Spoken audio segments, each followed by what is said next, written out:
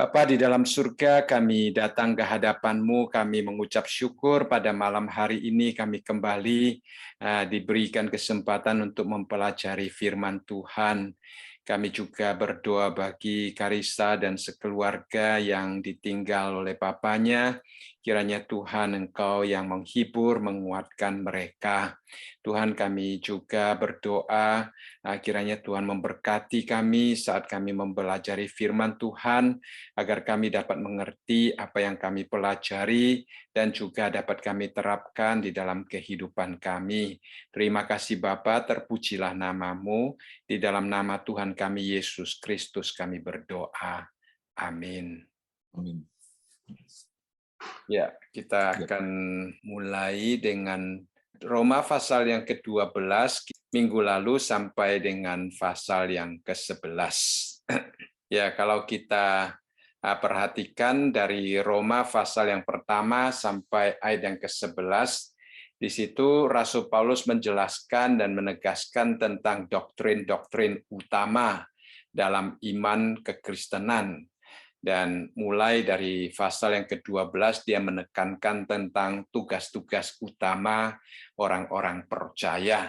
Ya, nah kekristenan mencakup dua sisi yang sangat fundamental, yaitu iman yang benar dan juga praktika hidup yang nyata. Kita tidak dapat menekankan hanya satu sisi, sehingga kekristenan akan menjadi pincang dan tidak seimbang. Ya, kita harus menekankan baik iman kita yang kuat maupun kehidupan Kristiani kita yang memadai, sehingga kita sungguh-sungguh mempraktekkan segala sesuatu yang Tuhan inginkan. Ya. Seorang penulis berkata bahwa kitab Roma dirancang sedemikian rupa supaya tidak hanya untuk menginformasikan akan kedaulatan Allah, penghakiman Allah yang adil dan sebagainya, tetapi juga untuk mereformasikan hati dan kehidupan kita. Ya, jadi ayat yang pertama, pasal yang pertama sampai pasal yang 11 kita melihat banyak informasi-informasi tentang doktrin yang begitu solid, dan kita akan melihat pasal yang ke-12 adalah reformasi hati dan kehidupan kita. Jadi dengan kata lain bahwa kehidupan orang Kristen dibangun di atas keyakinan iman yang benar. Ya, kita harus terlebih dahulu mempunyai pengenalan yang benar akan Tuhan kita dan karyanya yang begitu memperdamaikan kita dengan Allah dan yang begitu ajaib yang telah mengubah hidup kita, barulah kita dapat berjalan di dalam Tuhan, bahkan di tengah ombak yang menerjang pun kita tidak akan goyah.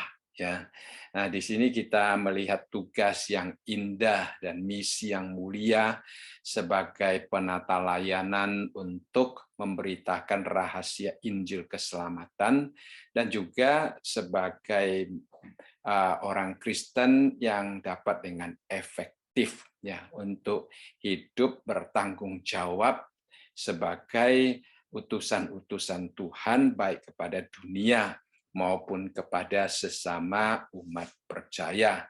Jadi kita dari mulai 12 kita akan melihat banyak pembahasan tentang bagaimana kita sebagai pengurus yang setia akan kasih karunia, akan pelayanan yang Tuhan percayakan kepada kita.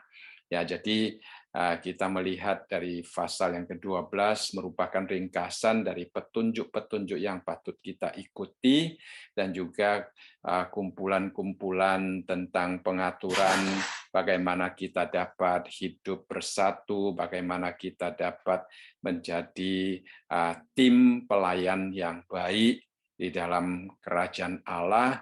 Bersama-sama kita akan memperluas kerajaan Allah.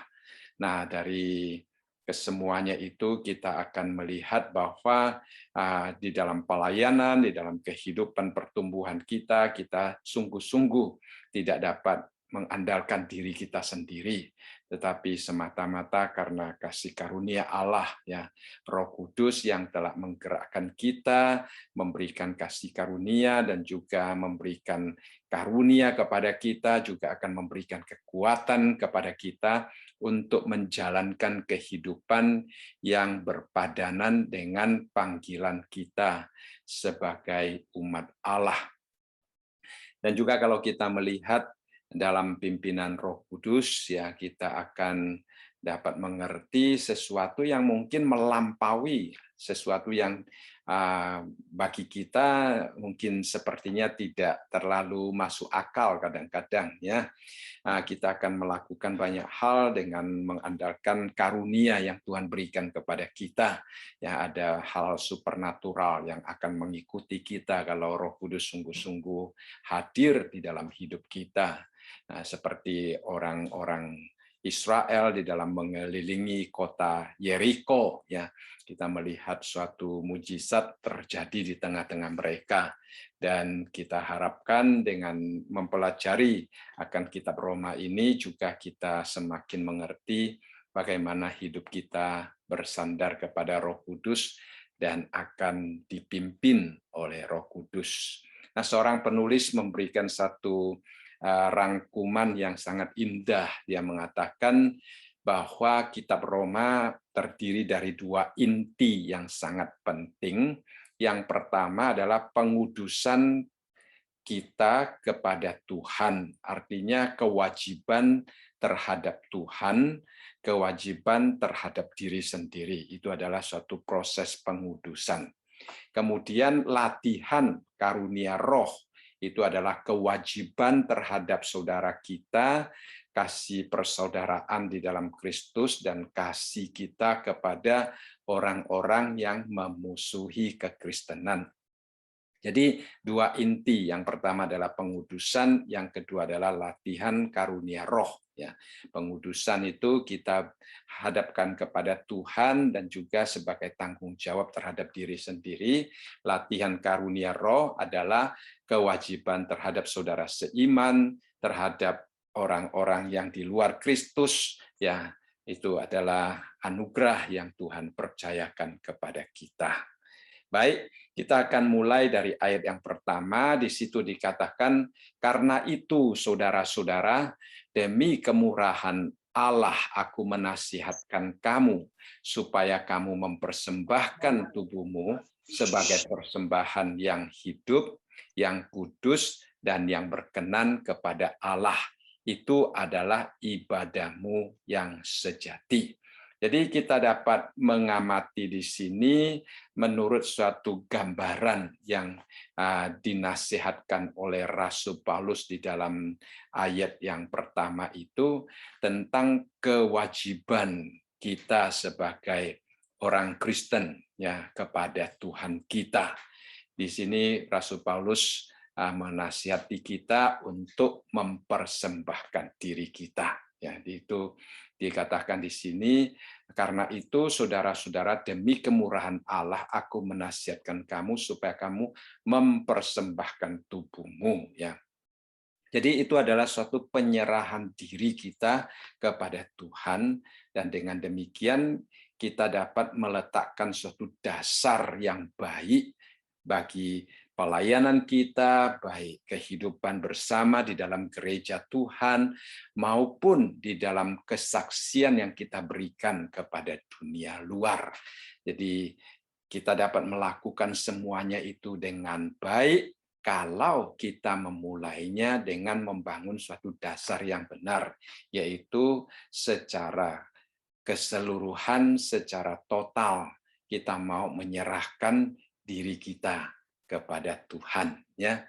Nah, di dalam 2 Korintus kita juga melihat pasal yang ke-8 ayat yang ke-5 dikatakan, mereka memberikan lebih banyak daripada yang kami harapkan. Mereka memberikan diri mereka pertama-tama kepada Allah, kemudian oleh karena kehendak Allah juga kepada kami. Jadi kita melihat di sini Rasul Paulus dia memuji jemaat yang mau menyerahkan hidup mereka kepada Tuhan. Nah, dikatakan di sini kita mempersembahkan tubuh kita, ya. Kalau kita membaca Alkitab, memang kadang-kadang di dalam dunia teologi ataupun dunia psikologi kita berhadapan dengan konsep dikotomi atau trikotomi, ya. Jadi manusia terdiri dari 2 bagian atau 3 bagian, ya. Kalau 3 bagian berarti tubuh, jiwa, dan roh. 2 bagian berarti yang rohani dan yang materi. Nah, memang Alkitab tidak jelas, ada ayat yang menunjukkan 3, ada ayat yang menunjukkan 2. Ya, kalau kita melihat di dalam Perjanjian Lama, dikatakan yang Kejadian pasal 2 yang ke-7, ketika itulah Tuhan Allah membentuk manusia dari debu tanah dan menghembuskan nafas hidup ke dalam hidungnya. Demikian manusia menjadi makhluk yang hidup. Jadi di sini kita melihat ada debu tanah dan ada nafas hidup dari Tuhan. Ya, jadi banyak orang memakai ayat ini untuk mengatakan bahwa sebenarnya roh dan jiwa itu merupakan satu kesatuan yang dinamakan di sini sebagai hidup yang Tuhan hembuskan. Ya. Nah, di dalam Pengkhotbah juga dikatakan di dalam Pengkhotbah pasal yang ke-12 ayat yang ke-7, dan debu kembali menjadi tanah seperti semula dan roh kembali kepada Allah yang mengaruniakannya. Jadi di sini kita melihat ya seolah-olah kita juga diyakinkan bahwa manusia itu terdiri dari 2 bagian. Nah, tubuh kita harus kita persembahkan kepada Tuhan. Mengapa tubuh kita harus kita persembahkan kepada Tuhan?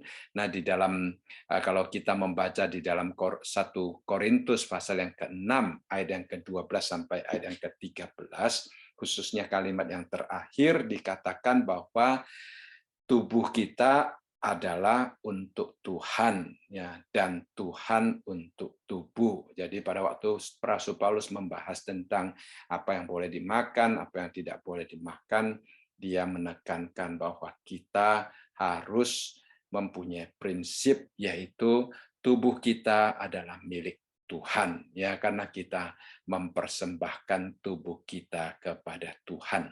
Kemudian kita kembali melihat di dalam ayat yang pertama tadi, Rasul Paulus mengatakan, karena itu saudara-saudara, demi kemurahan Allah, aku menasihati kamu. Dia menasihati berdasarkan kemurahan Allah.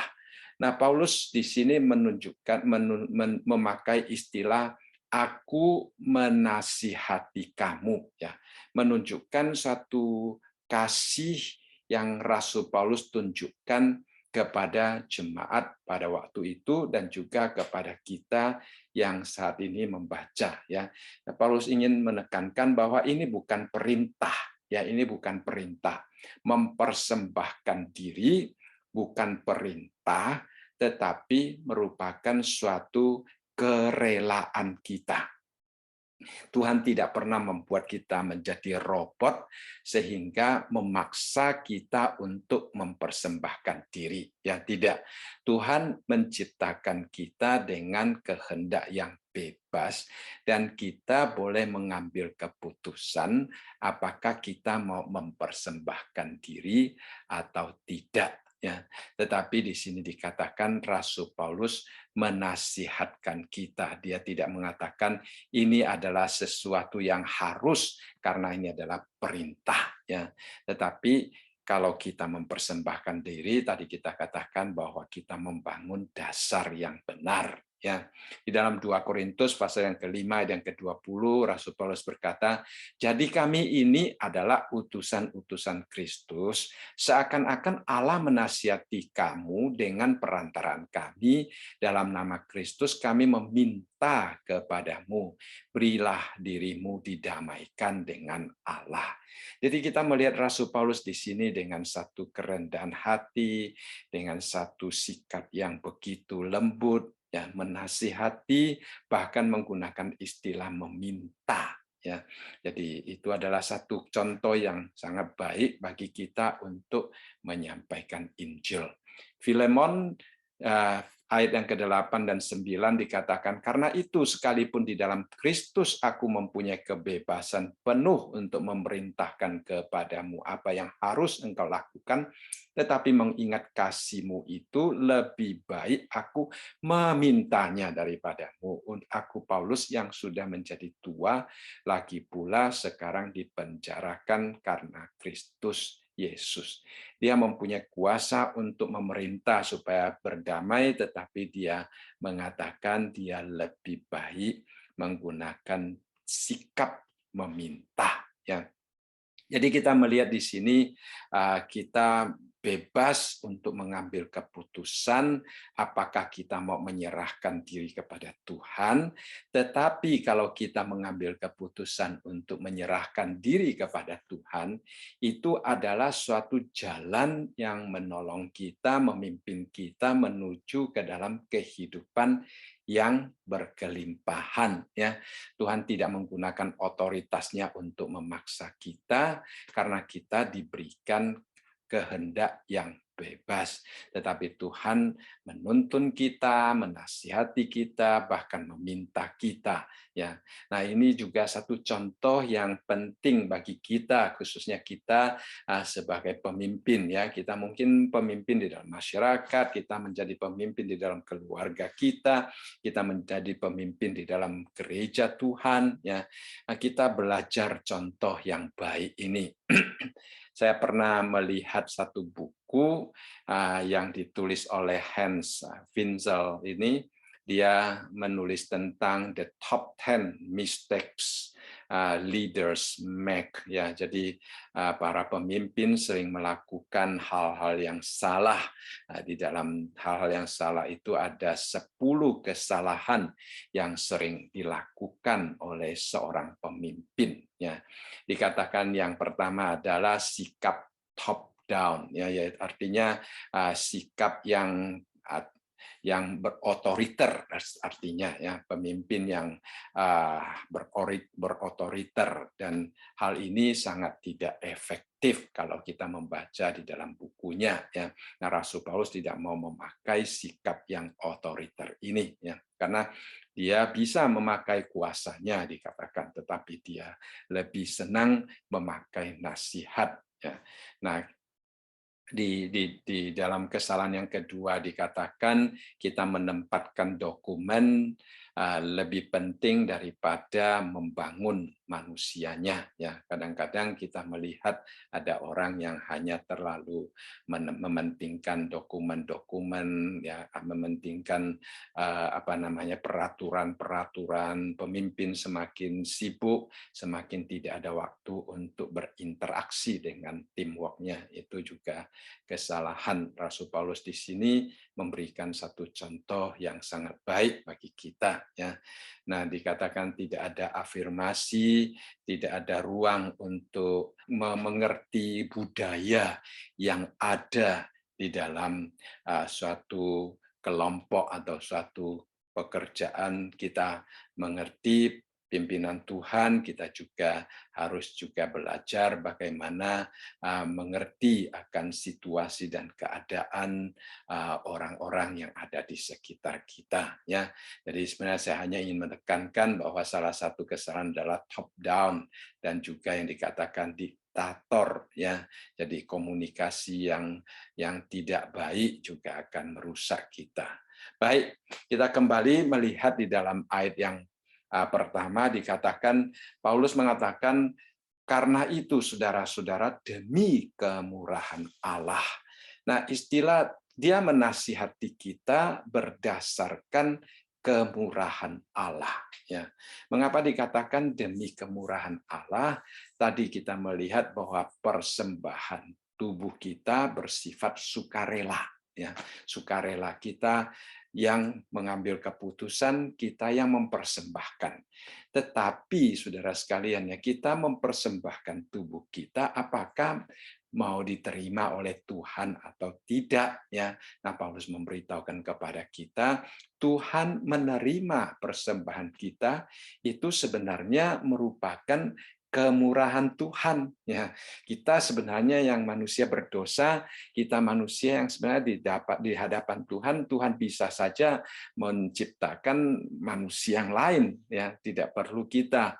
Tetapi kalau Tuhan mau menerima akan persembahan kita, itu sebenarnya adalah kemurahan.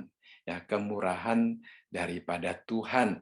Dia menunjukkan bahwa Dia bersedia menerima kita, menerima persembahan kita, dan juga mau memakai kita. Itu adalah hal yang sangat penting, ya. Seperti kalau kita membawa persembahan sesuatu yang kita berikan kepada presiden. Nah, saya percaya kalau orang memberikan sebuah baju kepada presiden, kemudian presiden memakai baju tersebut, orang itu akan merasa sangat terhibur melihat bahwa presiden itu menghargai pemberiannya. Ya.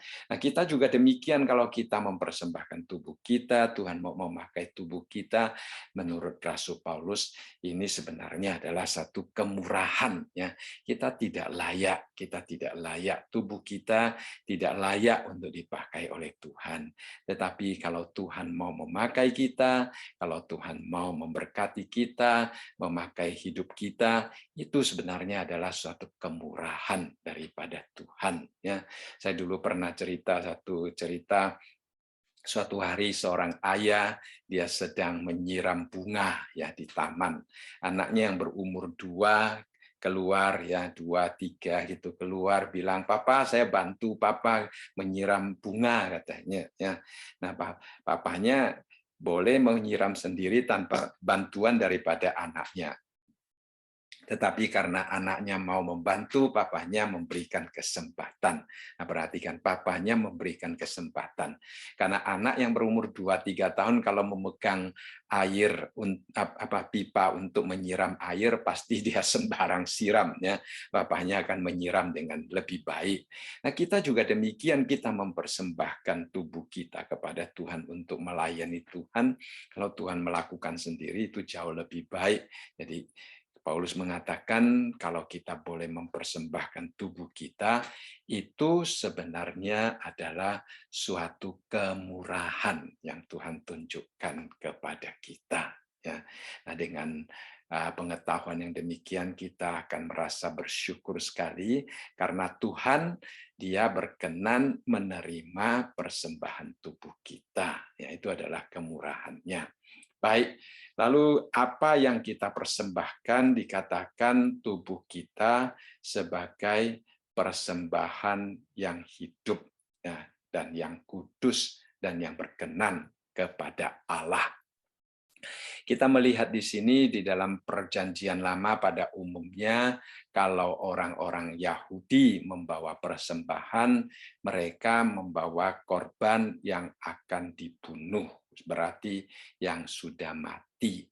Tetapi di sini Rasul Paulus mengatakan bahwa kita mempersembahkan tubuh kita sebagai persembahan yang hidup.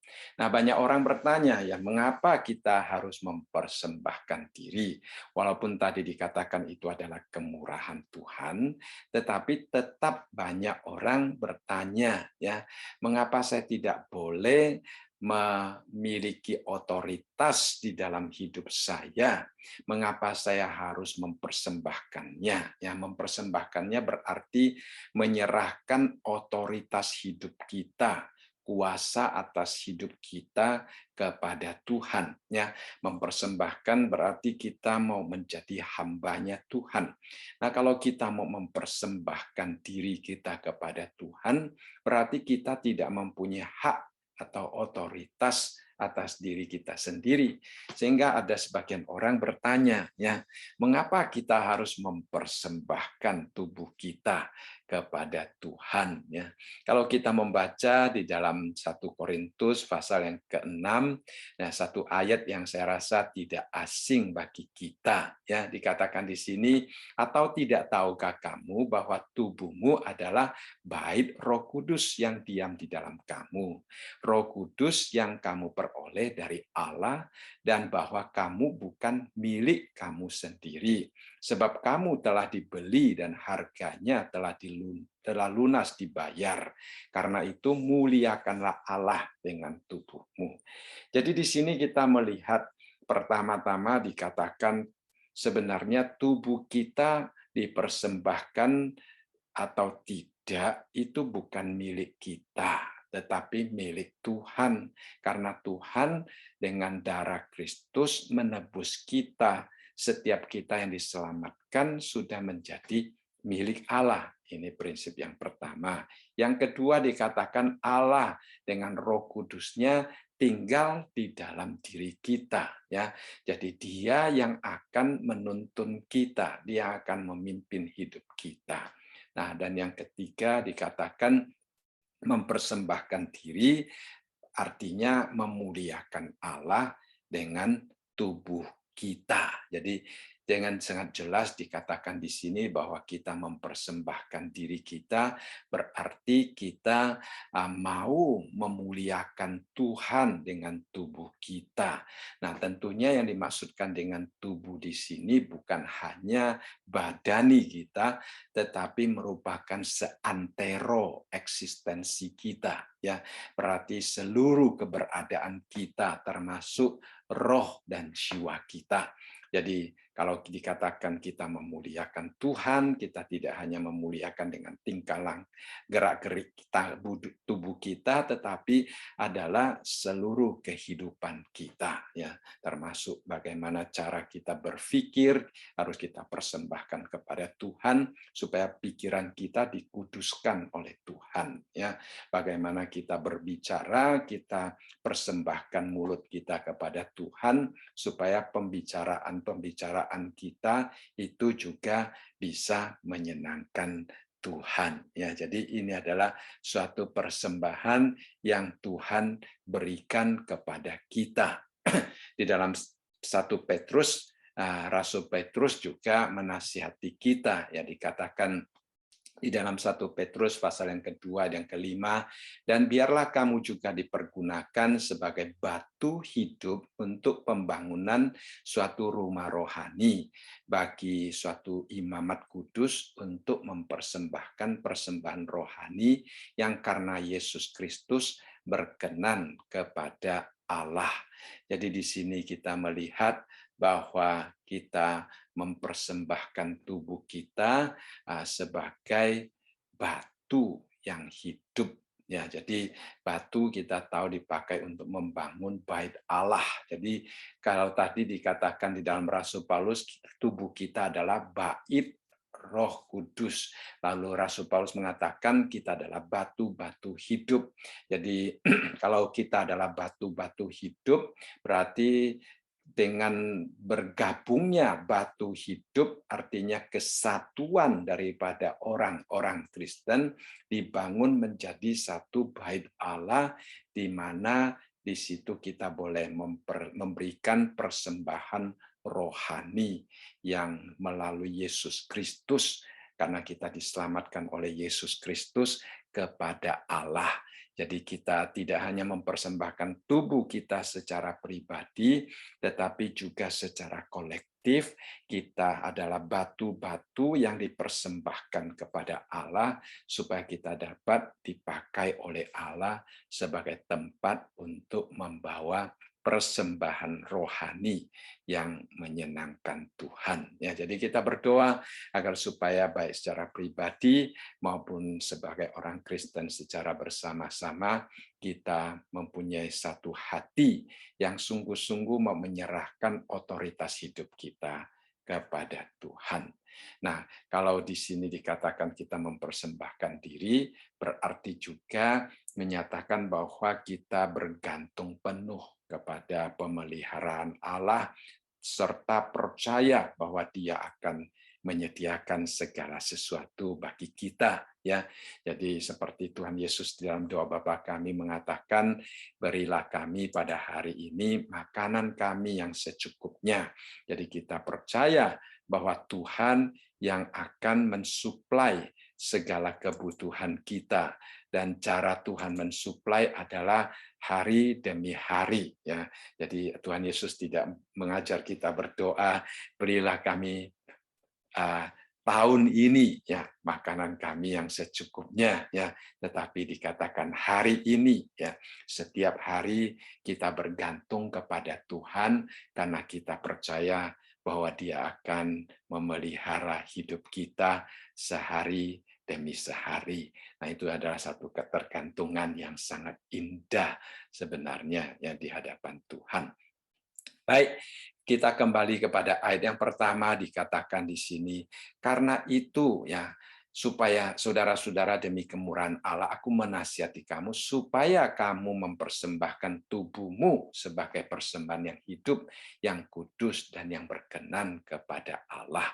Jadi kita melihat di sini ada perbedaan, ya, tadi saya katakan pada waktu orang Israel datang membawa persembahan, yang mereka persembahkan adalah hewan yang sudah mati, ya. Tapi kita mempersembahkan bukan hewan tetapi tubuh kita, ya, bukan mati tetapi hidup, ya. Jadi ini yang perbedaannya. Yang sama dikatakan di sini yang kudus, ya. Kalau kita tahu orang-orang Yahudi pada waktu mereka membawa persembahan di dalam Perjanjian Lama dengan sangat jelas mengatakan bahwa kita tidak boleh membawakan persembahan yang cacat, ya. Tuhan tidak berkenan pada persembahan yang cacat.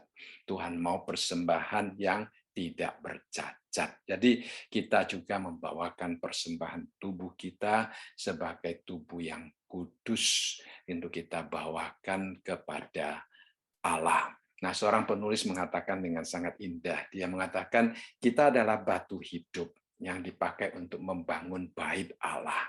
Jadi kita adalah bait Allah itu sendiri, kita juga adalah mezbah di mana persembahan itu disampaikan di dalam bait Allah.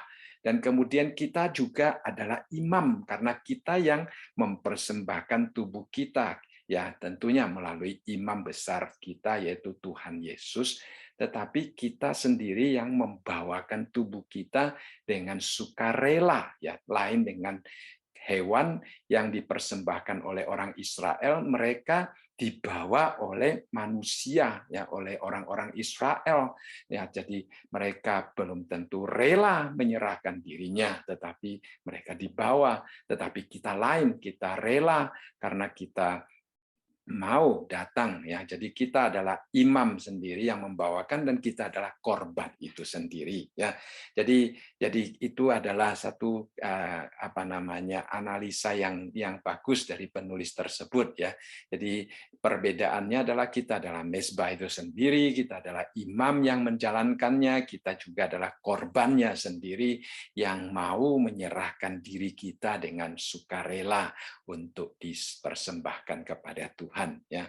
Nah, itu sama seperti Tuhan kita Yesus Kristus, dia juga mempersembahkan dirinya sendiri sebagai korban di hadapan Allah, ya.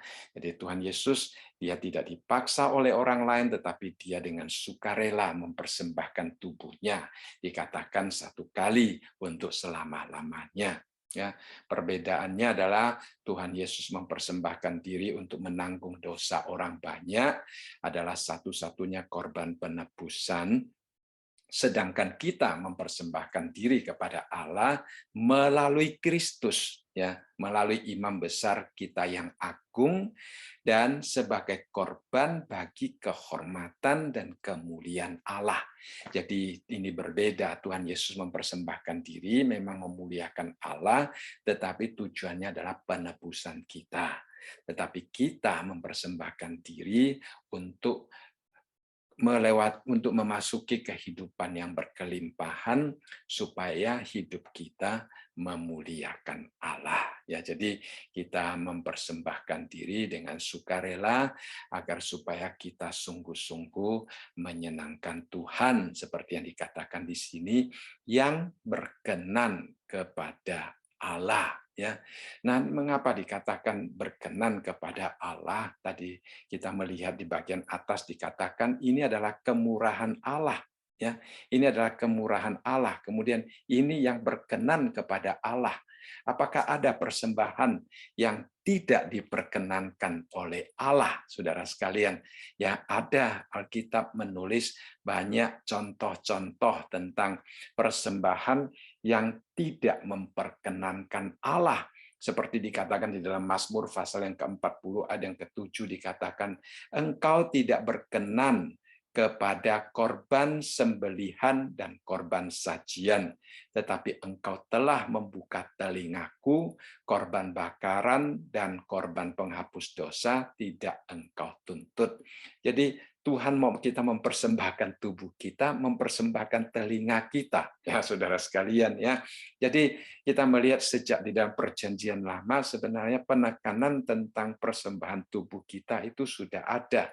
Ya Tuhan walaupun mempersembahkan korban sajian, korban bakaran, korban penghapus dosa, itu adalah sesuatu yang diharuskan kepada orang Yahudi. Akan tetapi dalam perbandingan antara persembahan tubuh kita dengan persembahan korban-korban tersebut, maka Tuhan memandang persembahan tubuh kita lebih penting, lebih ada artinya daripada persembahan korban-korban. Nah, di sini dikatakan membuka telinga untuk mendengarkan Tuhan.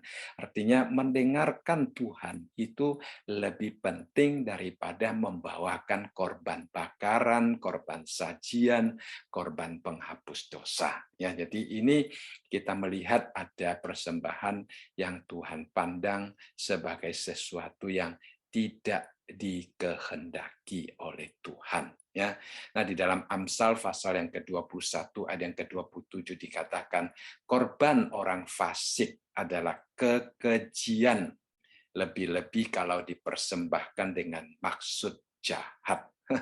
Kita lihat di sini orang fasik, ya, orang yang tidak hidup takut kepada Tuhan.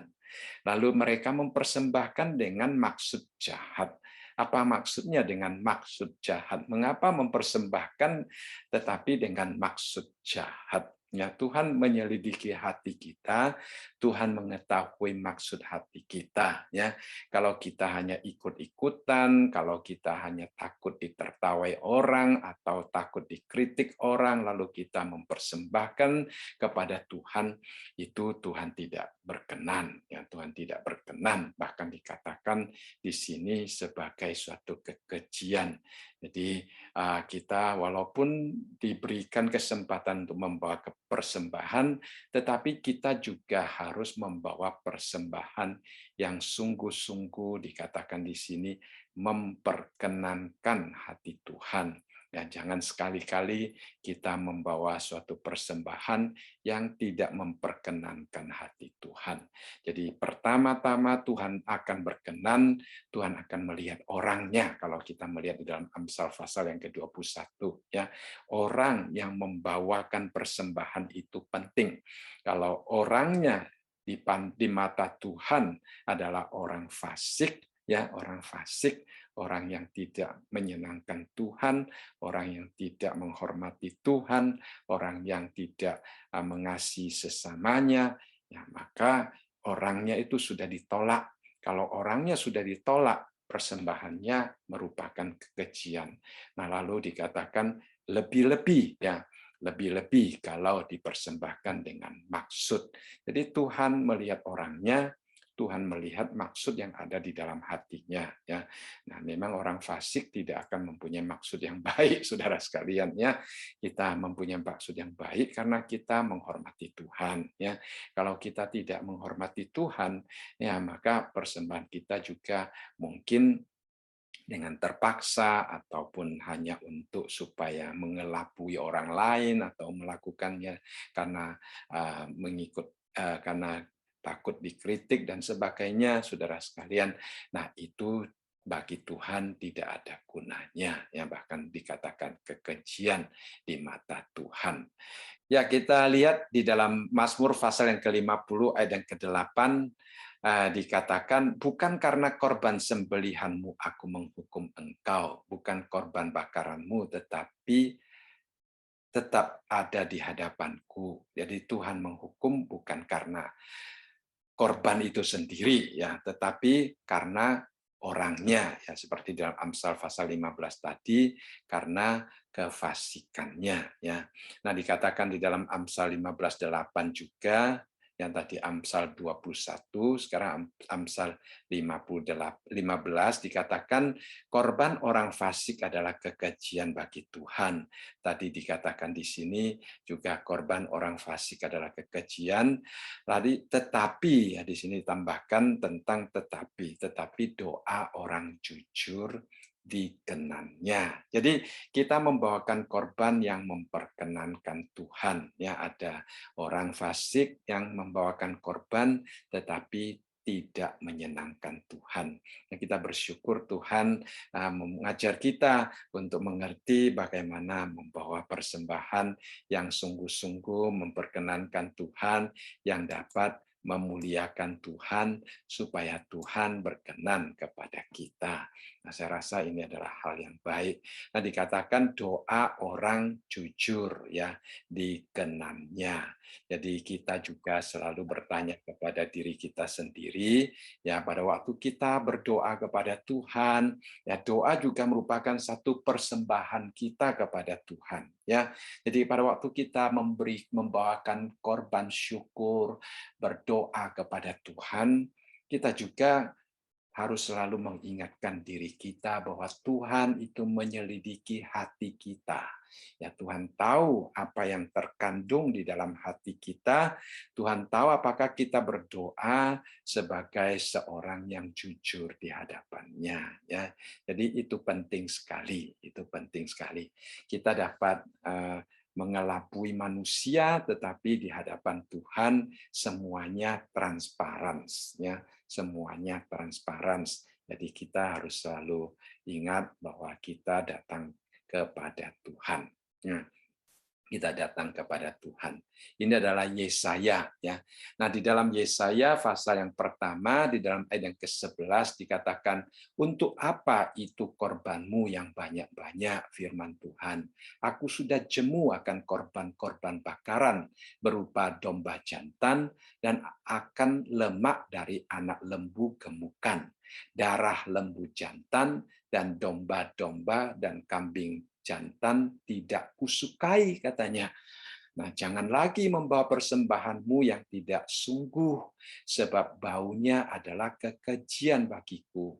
Kalau kamu merayakan bulan baru dan Sabat atau mengadakan pertemuan-pertemuan, aku tidak tahan melihatnya, karena perayaanmu itu penuh kejahatan.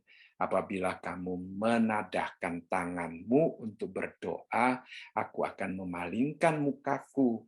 Bahkan sekalipun kamu berkali-kali berdoa, aku tidak akan mendengarkannya, sebab tanganmu penuh dengan darah. Jadi kita melihat di sini, nah, Samuel, ya, dia mengingatkan persembahan yang Yesaya, maksud saya, ya, ada persembahan yang menyenangkan Tuhan, ada persembahan yang tidak menyenangkan Tuhan.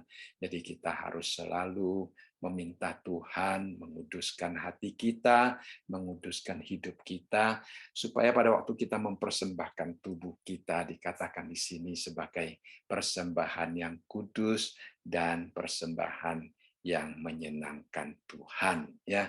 Lalu di dalam Yeremia pasal yang ke-7 dikatakan, sungguh pada waktu aku membawa nenek moyangmu keluar dari tanah Mesir, aku tidak mengatakan atau memerintahkan kepada mereka sesuatu tentang korban bakaran dan korban sembelihan.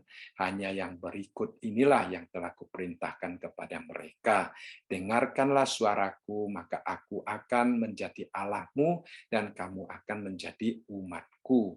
Dan ikutilah seluruh jalan yang kuperintahkan kepadamu, supaya kamu berbahagia.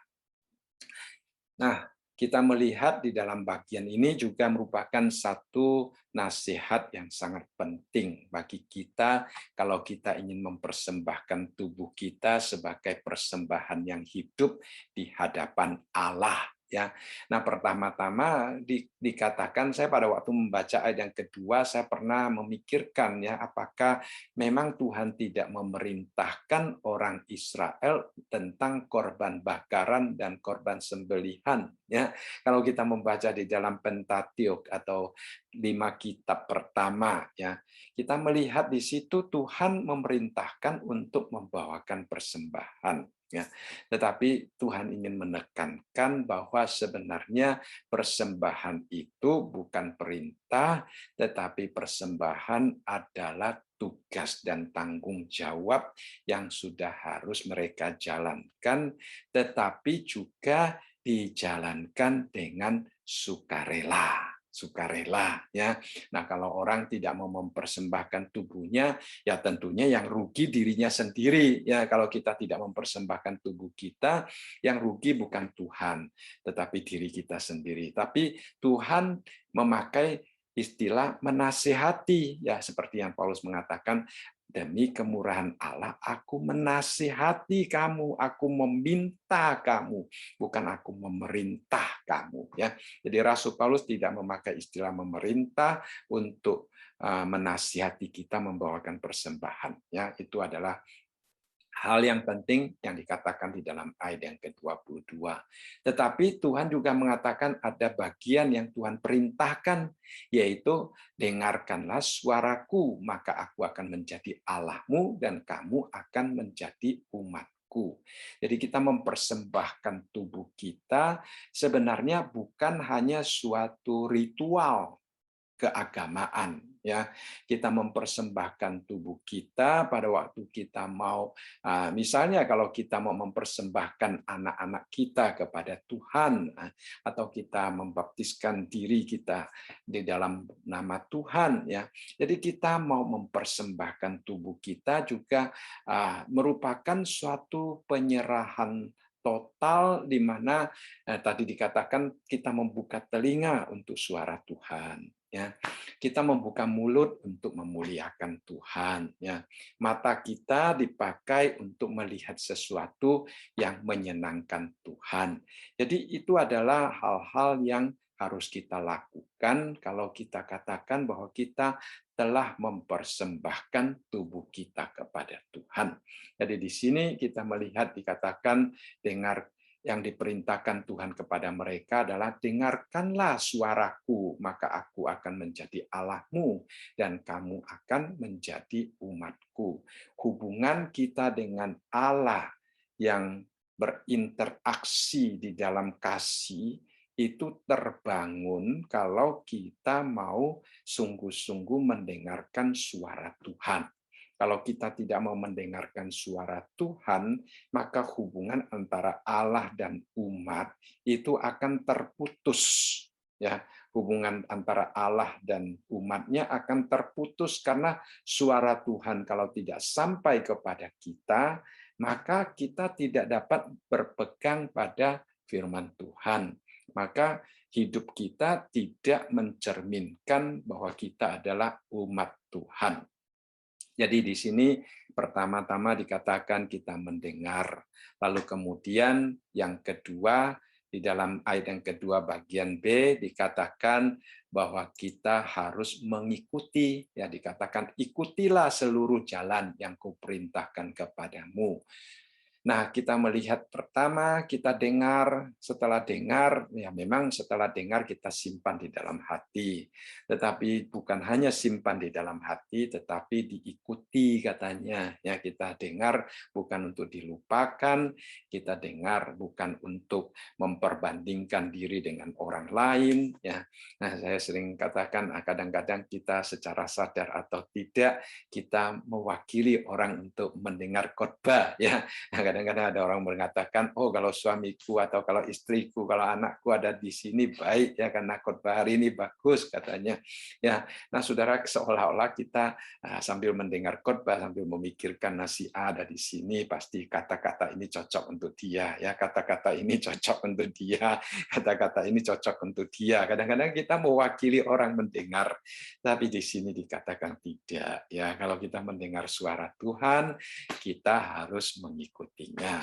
Nah, kalimat yang terakhir itu adalah kuncinya, ya, supaya kamu berbahagia. Ada berapa orang Kristen yang sungguh-sungguh hidup berbahagia, saudara sekalian, ya.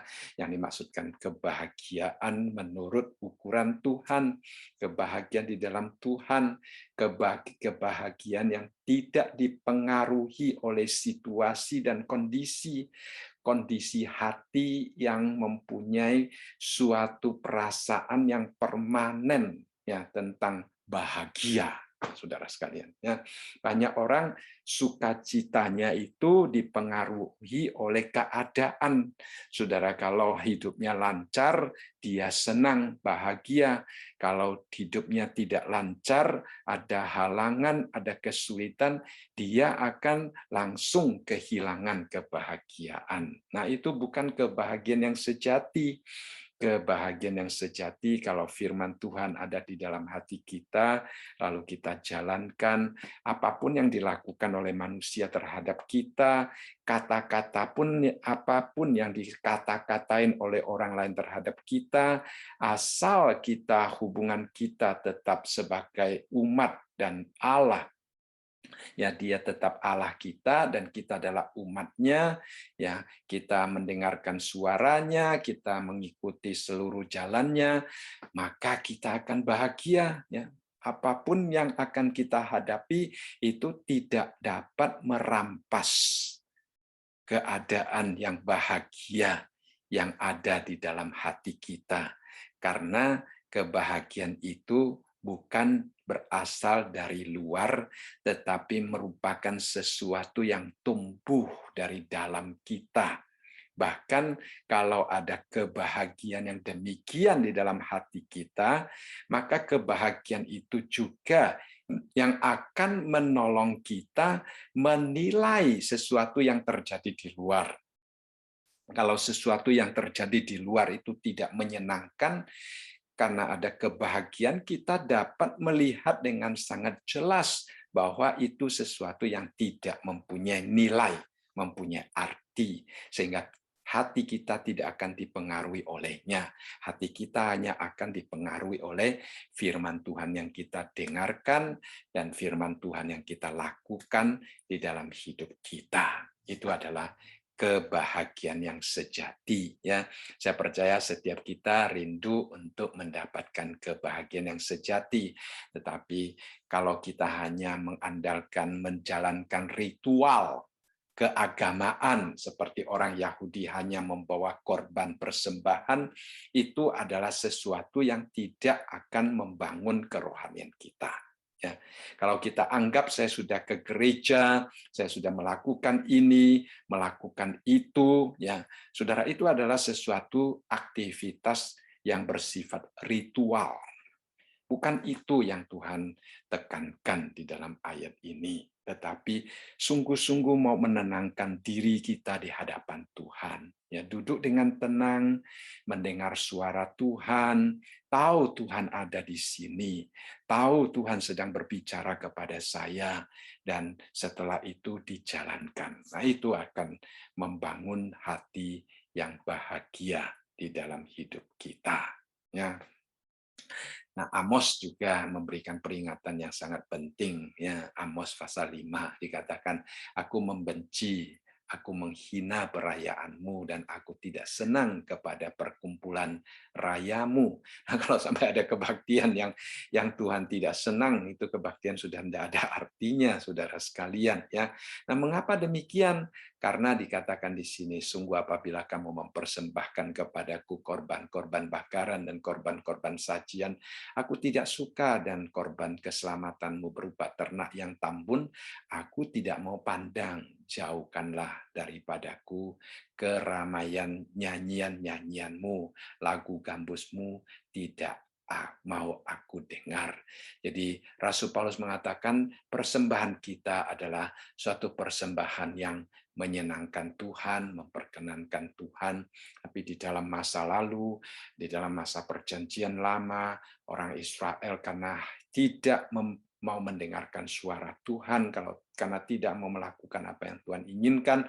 Akhirnya walaupun mereka menjalankan ritual keagamaan, membawa persembahan, tetapi persembahan mereka tidak menyenangkan Tuhan. Ya, itu sesuatu yang sangat menyayangkan.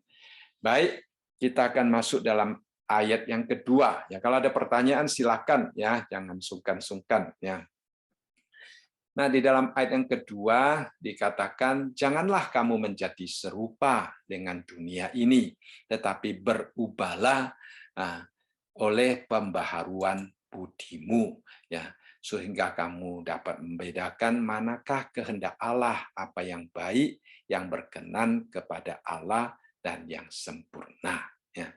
Nah, pada waktu saya membaca di sini dikatakan, janganlah kamu menjadi serupa dengan dunia ini. Ya, dulu kita sering mendengar satu istilah WWJD, ya, What would Jesus do? Ya, nah kalau orang-orang yang tidak mempersembahkan diri, mungkin dia akan berpikir WWWD, ya, What would the world do? Ya, saudara sekalian, ya. Nah, kita mempertanyakan apa yang Tuhan ingin lakukan. Dikatakan, janganlah kamu menjadi serupa dengan dunia. Kita eklesia, ya, gereja itu di dalam bahasa aslinya adalah eklesia, artinya dipanggil keluar. Kita sudah dipanggil keluar dari dunia ini, tetapi janganlah kita hidup seperti dunia lagi, saudara sekalian, ya. Tapi secara sadar atau tidak sadar, kita akan sangat gampang mengikuti perbuatan-perbuatan, kebiasaan-kebiasaan dunia.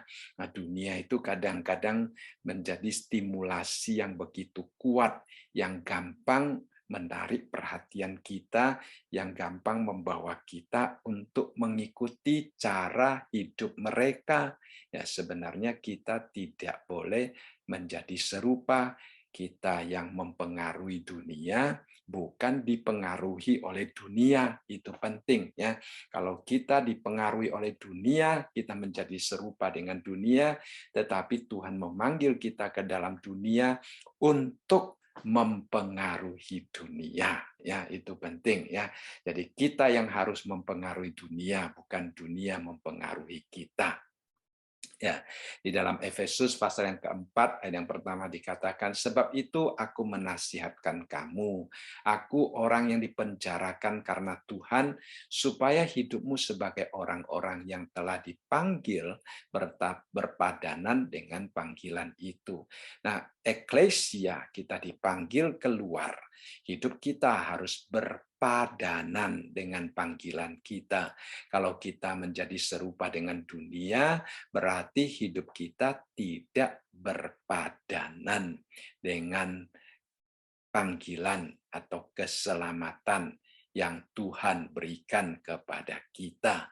Nah, dari dua ayat ini menunjukkan kepada kita, walaupun sebagai orang Kristen kita sudah dipanggil keluar, kita sudah diselamatkan, tetapi tidak dijamin bahwa hidup kita akan langsung berubah dan berpadanan dengan panggilan itu, ya, melainkan sejauh mana kita menyerahkan diri kita kepada Tuhan, sejauh itu juga hidup kita akan diubah dan berbeda dengan dunia, sehingga kita berpadanan dengan Injil, panggilan daripada Tuhan sendiri, ya. Jadi kita tidak akan langsung berubah, ya. Nah, itu yang kita sering katakan, ada satu titik, yaitu justification, kita dibenarkan, kemudian ada satu garis, yaitu sanctification, kita melewati proses pembenaran, ya, kita dibenarkan terus-menerus sampai kepada kemuliaan yang Tuhan inginkan daripada kita, ya. Jadi kita mempersembahkan diri supaya kita tidak serupa dengan dunia. Nah, setelah dikatakan kita jangan menjadi serupa dengan dunia, kalimat kedua dikatakan, tetapi berubahlah oleh pembaharuan budimu, ya. Nah, kita serupa atau berubah. Nah, kalau kita serupa dengan dunia, kita tidak berubah. Kalau kita berubah, kita tidak akan serupa dengan dunia. Ya, itu penting, ya. Jadi kita harus meminta Tuhan menolong kita supaya kita berubah, ya, berubah akan pikiran kita. Jadi dalam Yakobus pasal yang keempat, ayat yang keempat, ya. Nah, tempo hari ada sempat juga berundingan dengan Pak Hanafi, mungkin setelah Roma kita akan membahas Yakobus, ya. Di sini kita hanya membahas sedikit aja. Hai kamu orang-orang yang tidak setia, tidakkah kamu tahu bahwa persahabatan dengan dunia adalah permusuhan dengan Allah. Jadi katakan kita jangan serupa dengan dunia, ya, karena persahabatan dengan dunia adalah permusuhan dengan Allah. Jadi barang siapa hendak menjadi sahabat dunia ini, ia menjadikan dirinya musuh Allah, ya. Lalu di dalam 1 Yohanes pasal yang kedua ayat yang ke-15 sampai ke-17 dikatakan, janganlah kamu mengasihi dunia dan apa yang ada di dalamnya. Jika orang mengasihi dunia, maka kasih akan Bapa tidak ada di dalam orang itu. Sebab semua yang ada di dalam dunia ini, yaitu keinginan daging dan keinginan mata, serta keangkuhan hidup, bukanlah berasal dari Bapa, melainkan dari dunia. Dan dunia ini sedang lenyap dengan keinginannya. Tetapi orang yang melakukan kehendak Allah tetap hidup selama-lamanya. Jadi kita ingin hidup selama-lamanya sehingga kita tidak mengikuti keinginan dunia. Nah, sekali lagi dari sini menunjukkan kepada kita bahwa yang dimaksudkan dengan dunia jangan menjadi serupa dengan dunia, bukan alam semesta, ya, melainkan suatu sistem, ya, suatu sistem yang mengontrol hidup manusia. Nah, sistem ini diwakili dengan 3 istilah di sini, yaitu keinginan daging, keinginan mata, dan keangkuhan hidup, kesombongan, ya. Itu yang merupakan sistem dunia yang membentuk keinginan hati kita untuk hidup berlawanan arah dengan kehendak Allah, sehingga hidup kita tidak memperkenankan Allah. Dan kalau hidup kita tidak memperkenankan Allah, persembahan diri kita akan menjadi suatu kekejian di mata Tuhan, ya. Jadi kita harus berubah, ya. Nah, istilah berubah di dalam ayat yang kedua tadi itu bahasa aslinya adalah metamorfo, atau kalau kita sering terjemahkan metamorfosis, ya saudara sekalian, suatu perubahan bentuk, suatu perubahan yang bersifat permanen, ya, bukan sebentar ubah, sebentar tidak, sebentar mirip dunia, sebentar tidak mirip dunia, bukan begitu. Tetapi merupakan suatu perubahan bentuk, ya, suatu perubahan yang permanen. Ya, banyak orang menggunakan kupu-kupu sebagai contoh, ya. Kupu-kupu proses perubahannya dari telur menjadi ulat, ya. Kalau sudah jadi telur menjadi ulat, maka sifat-sifat telur sudah tidak ada, ya, bentuknya sudah sama sekali berubah. Nah, itu penting, ya, kita di dalam Tuhan juga demikian. Jadi kita sama sekali berubah, ya. Nah, lalu kemudian dari ulat menjadi kepompong dan kemudian menjadi kupu-kupu, ya. Jadi kita melihat di situ proses, ya. Dan yang satu setelah dia berubah, dia meninggalkan bentuk yang lama.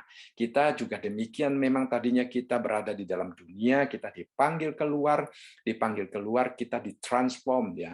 Jadi kita diubah secara bentuk. Jadi kita bukan lagi manusia duniawi, tetapi kita adalah manusia rohani, ya, manusia yang sudah ditebus oleh Tuhan. Dan perubahan itu bersifat permanen, ya, bersifat permanen. Mungkin saudara pernah membaca cerita tentang gambar yang dilukis oleh Leonardo da Vinci ya. Nah, pada waktu dia melukis gambaran ini dikatakan waktu itu dia ingin mencari seorang yang mirip Tuhan Yesus untuk digambar. Dia cari-cari, akhirnya dia menemukan seorang anak muda yang wajahnya begitu lembut, begitu rendah hati, ya begitu mencerminkan bahwa dia adalah mirip seperti Tuhan Yesus. Lalu dia dipanggil, kemudian dia menggambar sesuai dengan wajah orang tersebut. Setelah itu dia menggambar murid-murid yang lain, lalu pada waktu dia mau menggambar Yudas Iskariot, ya dia cari, tidak ketemu orang yang cocok. Ya. Dia cari terus, akhirnya dia menemukan seseorang. Ya. Nah, orang itu dipanggil karena orang itu kelihatan sangat galak, sangat hidupnya kacau, hidupnya itu sudah sungguh-sungguh memancarkan sifat Yudas yang menjual tuannya. Ya. Jadi dia melihat orang itu cocok. Lalu kemudian dia panggil orang itu, dia bawa orang itu ke tempat studionya untuk gambar. Nah, pada waktu dia membawa orang itu sampai ke tempat itu, orang itu teringat bahwa dia pernah datang. Ya, lalu kemudian dia berkata kepada Leonardo da Vinci, dia berkata, apakah Anda sudah lupa dengan saya? Ya, lalu da Vinci melihat dia ingat-ingat, tapi dia tidak bisa mengingat siapakah orang itu. Ya, dia bilang saya pernah digambar di sini katanya. Masa katanya, iya katanya. Kapan katanya? Pada waktu engkau menggambar Tuhan Yesus katanya. Nah, pada waktu dia masih hidupnya bagus ya, nah dia seperti Tuhan Yesus, tetapi setelah itu dia berubah menjadi seperti Yudas Iskariotnya. Sampai akhirnya dia menangis-nangis di situ bahwa hidupnya bisa rusak sampai sedemikian rupa dan melaluinya dia mau kembali kepada Tuhan ya. Jadi kita juga demikian, kita jangan lagi kembali kepada dunia, tetapi kita harus berubah ya, berubah.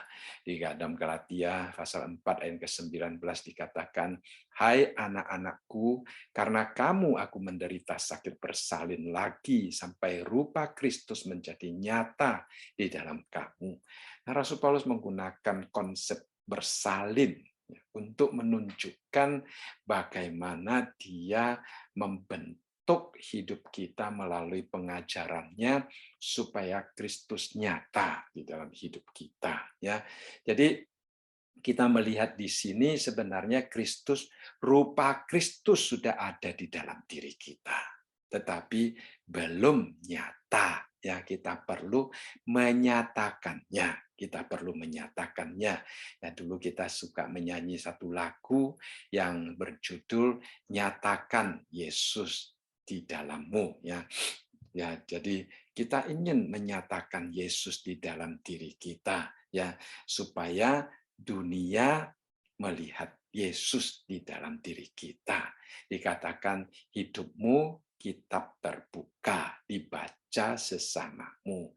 Apakah tiap pembacanya melihat Yesus dalammu? Jadi itu penting, kita harus selalu bertanya kepada diri kita sendiri. Apakah Yesus itu menjadi nyata di dalam hidup kita ya. Kalau Yesus tidak menjadi nyata di dalam hidup kita, kita juga harus selalu meminta Tuhan menolong kita. Kita sendiri juga harus selalu mengoreksi diri kita agar supaya Kristus sungguh-sungguh dapat nyata di dalam hidup kita. Saya membaca sebuah artikel, saya rasa artikel ini bagus untuk di-sharingkan malam ini. Dia katakan hasil perubahan kita untuk menyatakan Yesus di dalam hidup kita itu dapat direalisasikan di dalam 3 aspek kehidupan kita ya. Nah, ini saya jadikan sebagai aplikasi kita. Pertama, di dalam kehidupan pribadi kita ya. Di dalam kehidupan pribadi kita, agar kita tidak serupa dengan dunia ini, kita perlu belajar bersyukur atas segala sesuatu yang Tuhan berikan kepada kita. terutama bersyukur untuk suami kita, untuk istri kita, untuk anak-anak kita, untuk orang tua kita yang Tuhan sudah berikan kepada kita, ya. Nah, gaya dunia adalah tidak pernah puas, tidak pernah bersyukur, ya Tuhan sudah memberikan banyak, tetapi mereka tidak pernah bersyukur. Kalau sudah mempersembahkan tubuh kita kepada Tuhan, kalau kita sudah menjadi tidak serupa dengan dunia, pertama-tama kehidupan pribadi kita harus bersyukur untuk segala sesuatu yang Tuhan berikan kepada kita. Lalu di dalam kehidupan berkeluarga, ini aspek yang kedua, ya. Kehidupan keluarga, dia katakan kehidupan keluarga yang sesungguhnya adalah hubungan antara laki-laki dan perempuan. Dan jatuhnya manusia di dalam dosa, persoalan keluarga ini mengalami berbagai macam penyimpangan yang marak kita dengar, ya, sebagai LGBT, dan kita sebagai orang percaya harus tegas menyatakan kebenaran ini di dalam hidup kita.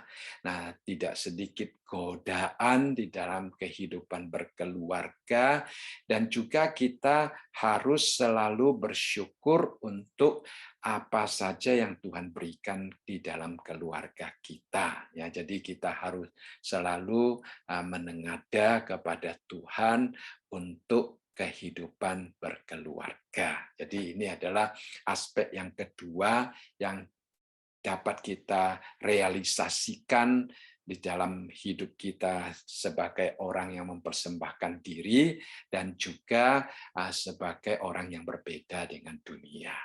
Dan yang ketiga adalah kehidupan pekerjaan. Ya, jadi yang pertama kehidupan pribadi, yang kedua kehidupan keluarga, yang ketiga adalah kehidupan pekerjaan.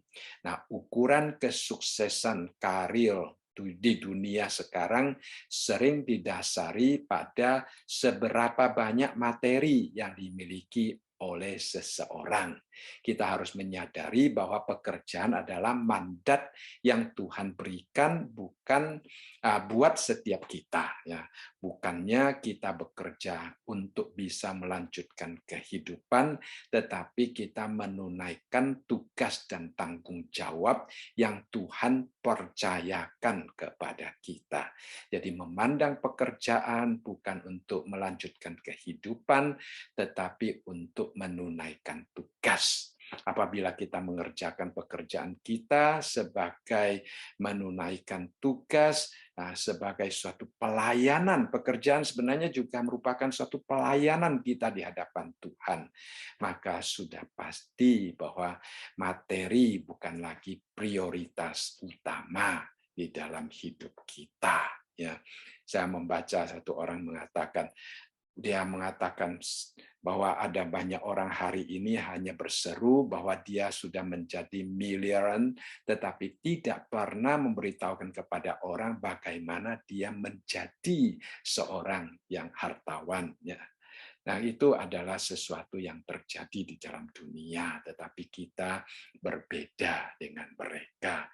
Jadi biarlah kita boleh membawa dengan satu sikap hati yang demikian, ya, kita mempersembahkan tubuh kita tidak serupa dengan dunia, tetapi berubah di dalam pikiran kita, di dalam hidup kita, supaya hidup kita menyenangkan Tuhan dan dikatakan kita dapat mengetahui kehendak Allah, ya.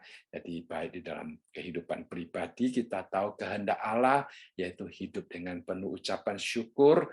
Di dalam kehidupan keluarga kita juga tahu bahwa keluarga kita berada di dalam struktur yang bentuk yang diinginkan oleh Tuhan. Dan di dalam pekerjaan kita tahu bahwa pekerjaan bukan semata-mata mengumpulkan harta untuk kehidupan, tetapi merupakan satu panggilan, satu mandat yang Tuhan percayakan untuk kita lakukan di dalam hidup kita. Ya, baik, saya rasa malam ini kita sampai di sini, ya. Tuhan, kami kembali bersyukur karena melalui Roma pasal yang ke-12 ayat yang pertama dan kedua, Engkau menunjukkan kepada kami bahwa kami berharga di mata Tuhan. Engkau mengasihi kami, dan karena kemurahan hati-Mu, Engkau berkenan menerima kami, menerima persembahan diri kami di hadapan Tuhan.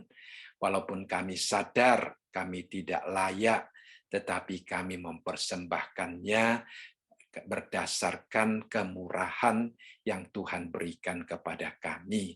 Dan kami berdoa kiranya hidup kami, hati kami, seluruh aspek kehidupan kami, baik kehidupan pribadi, kehidupan keluarga, kehidupan pekerjaan, baik juga kehidupan pelayanan, bergereja, biarlah semuanya itu boleh memancarkan suatu kehidupan yang memuliakan Tuhan, yang sesuai dengan kehendak Tuhan, yang baik, yang mulia, yang indah di mata Tuhan.